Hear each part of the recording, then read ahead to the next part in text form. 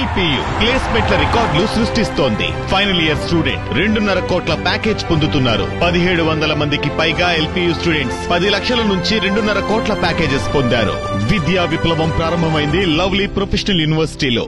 భారీ స్కామ్ కు పాల్పడిన కళ్యాణదుర్గం టీడీపీ ఎమ్మెల్యే అమిలినేని సురేంద్రబాబుపై కఠిన చర్యలు తీసుకోవాలని మాజీ ఎంపీ తలారి రంగయ్య డిమాండ్ చేశారు.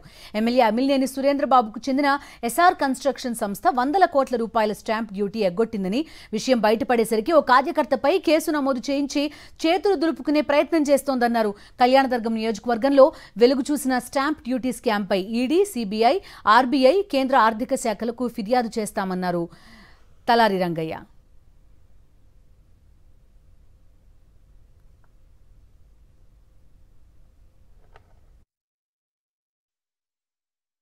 రెండు డాక్యుమెంట్స్లోనే ఒకసారి 900 కోట్లు, ఇంకోసారి 700 కోట్లు, ఇంకోసారి 20 కోట్లు ఎస్ఆర్సి సంబంధించినటివే.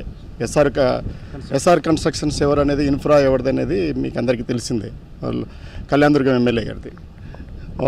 జరిగిన పనితీరు ఇంకా మోడస్ ఆఫ్ ఇండియా అవి కూడా ఇంకా డీటెయిల్గా చూడాల్సి ఉంటుంది. ఇంకా ఏ పద్ధతులు అనేది వాళ్ళు చెప్పిన ప్రకారమే చూస్తే ఏమైపోయిందంటే దాదాపు 0.5% ఎంతో కట్టాల.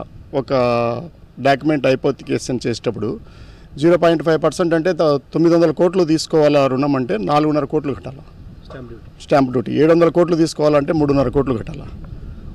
వాళ్ళు 100 రూపాయలు కడుతున్నారు లేదా 1000 రూపాయలు కడుతున్నారు, ఎట్లా వీలవుతుంది? వాళ్ళు ఇచ్చిన దాంట్లో కూడా ఏం చెప్తున్నారంటే 1,00,000 రూపాయలు కట్టాల్సిన చోట 100 రూపాయలే SHCL అంటారు, స్టాక్ హోల్డింగ్ కార్పొరేషన్ ఆఫ్ లిమిటెడ్కి సంబంధించి, ఇండియాకి సంబంధించింది అది.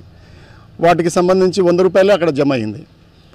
అప్పుడు 1,00,000 రూపాయల్లో 100 రూపాయలు జమ అవుతుంది అంటే 99,900 రూపాయలు ఎవరి దాంట్లోకి వెళ్ళాయి.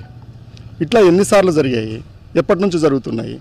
అంతేకాకుండా ఎస్ఆర్ కన్స్ట్రక్షన్ వాళ్ళు ఇక్కడ అనంతపూర్లోను, బెంగళూరులో వాళ్ళ కంపెనీలు ఉంటే కళ్యాణదుర్గంలో ఎందుకు ఈ స్టాంపులు కొన్నారు?